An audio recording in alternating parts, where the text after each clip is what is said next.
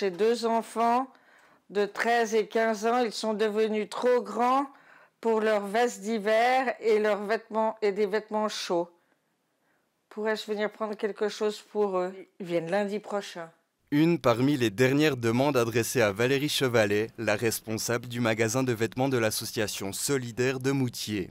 Fin mars, la structure mettra la clé sous la porte. Nous fermons parce que nous avons tout simplement moins de demandes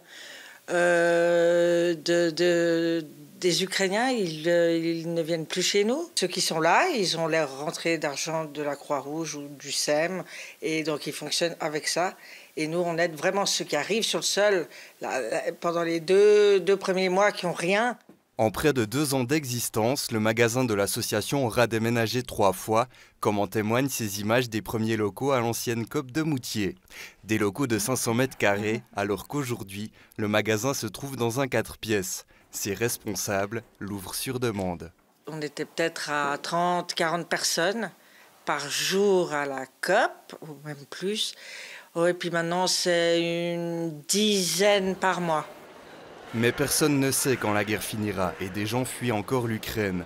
Le canton de Berne continue d'accueillir des réfugiés sur son sol, entre 200 et 300 personnes par mois. Les autorités se préparent déjà à des arrivées croissantes cette année. Les dernières pronostics du SEM montrent qu'avec 30 000 personnes qui sont attendues dans l'année 2024, le canton de Berne devra accueillir autour de 3 000 de nouveau pendant 2024. Ça veut dire que tous nos efforts doivent continuer comme déjà ces derniers 2 ans. La priorité reste la même qu'au début de la guerre pour les autorités cantonales. On continue à chercher des logements. Les plus importants pour nous, ce sont les logements collectifs, les logements aussi pour une deuxième phase, pour qu'on puisse loger ces gens dans des appartements. Tout ça, c'est le plus important et puis on est toujours en train de chercher.